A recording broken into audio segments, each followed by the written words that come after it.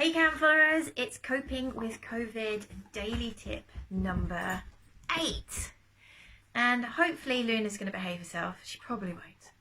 But we're going to do a little tip about massage. Now this is a very difficult area to advise because I don't know where your dog's painful, how painful, what your dog's got wrong with it. And what we have to realise is that massage in the inappropriate use can be painful, and it can be unwanted, and it can be unpleasant. So my first tip, if you're going to start considering doing some massage on your dog, is that you have got to be really acutely aware of what they're saying to you.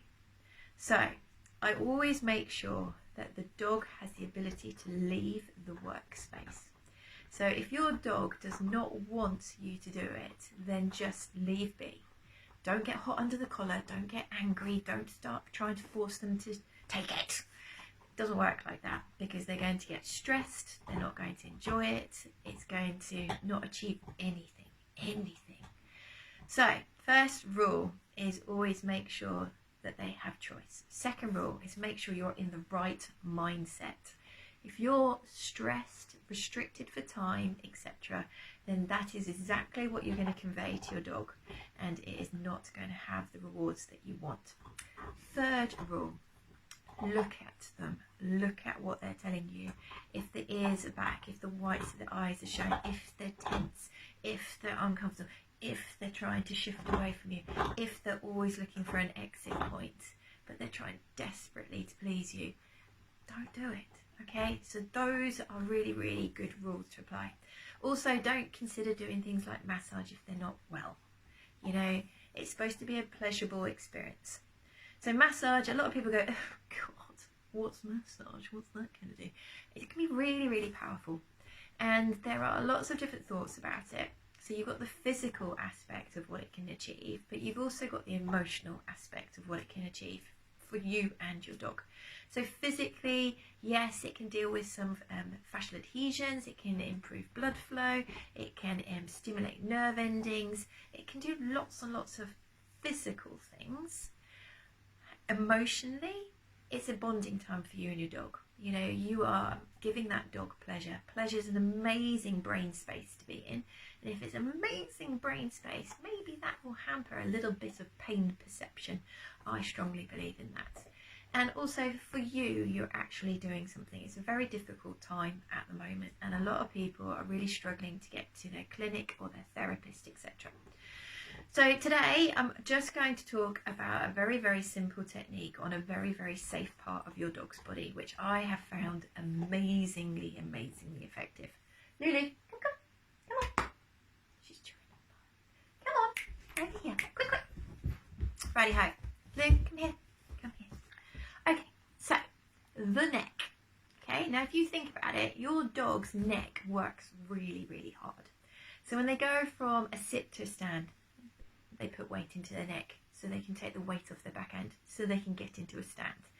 If the back end is weaker, they're going to overuse the front end. So they're going to put more weight into their neck, into their shoulders to get them into a stand, because that means less weight on the back legs that they have to push up from. So that's just one of numerous reasons that the neck is often a centre of a lot of tension.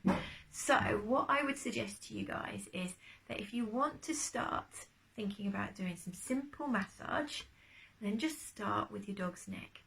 Very rarely they might actually have a neck complaint such as cervical disc disease, etc. So look for your clues. If they're saying to you, "No, thank you very much," then don't go there. Do something else. Think about interactive feeding toys, etc. So first tip is to take the collar off, okay? Because it's going to get in the way. So remove said collar. Okay, Lulu, you're going to behave. Now Lulu's not a very good example because she's a very mincy little thing. Now this, using this part of your hand with gentle, just intentional light pressure, is called effleurage, yeah? And you follow the coat, which is the same as the muscle pathways, from the back of the skull down the neck into the pectoral region, so up there into the armpits. and then follow the coat going towards the shoulder blades. Come here, please, sweet pea. Right, and then across the top, across the side, and underneath. Okay, now that actually is going to be quite stimulating, it's going to be quite soothing, it's going to be moving the skin against the underlying tissue, it's going to potentially put some heat there, it can potentially improve blood flow, break down some adhesions, it can improve lymphatic drainage, and it's a very, very safe zone. So that's my little tip today of a complete starting point. I'm a really big supporter of massage. It's one of the reasons that Cam started.